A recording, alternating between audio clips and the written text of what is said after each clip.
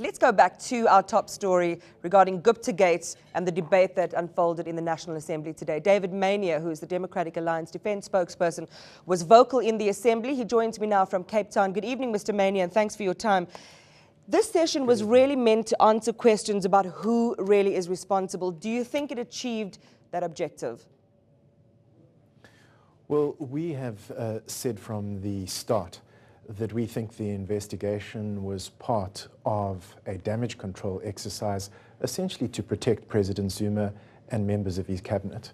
And I don't think that in the debate this afternoon, the leading minister, in this case, Jeff Radebe, revealed much more information.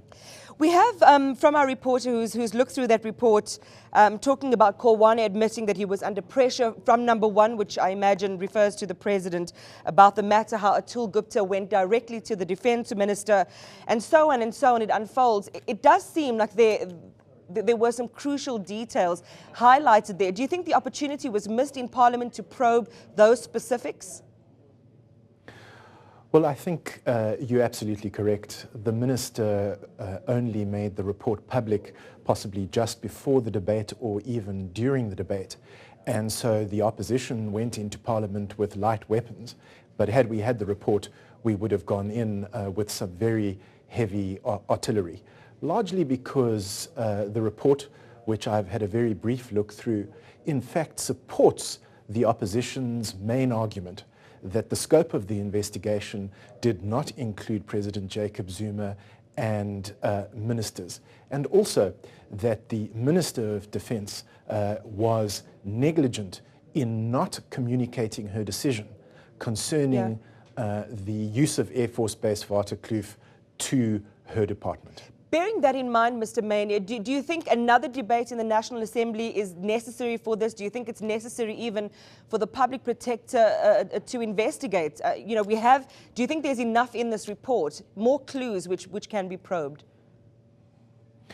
Well, Jeff Radebe said in Parliament that he hoped, now that the report had been made public and that the debate in Parliament had taken place, that this would be the end of the matter.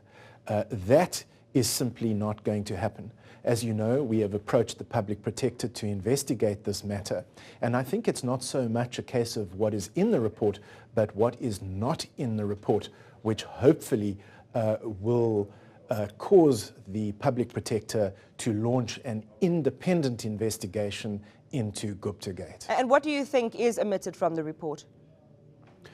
Well, it's very clear that the scope of the investigation did not include the conduct of ministers.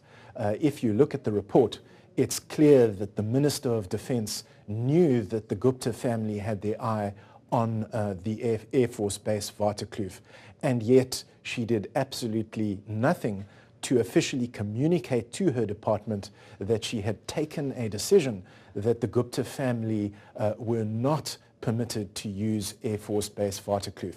So I think that the public protector needs to look into the role, particularly of President Jacob Zuma and ministers in his cabinet. Let's go back to the debate, Mr. Maynier. Of course, it was highly entertaining. We all saw it on television.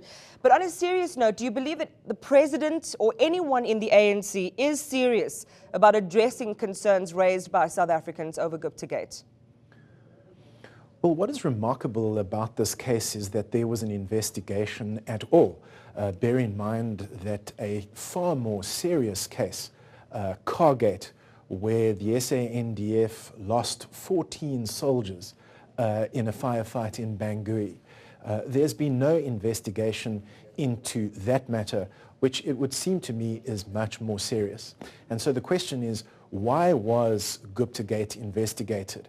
It's quite difficult to answer that question, but it's clear to me that something snapped within the ruling party and within government, which caused government to act and to investigate Guptagate. Right, we'll leave it there, Mr. Maynier. Thank you for your time. David Maynier is the Democratic Alliance's defence spokesperson. News that moves. eNCA.com.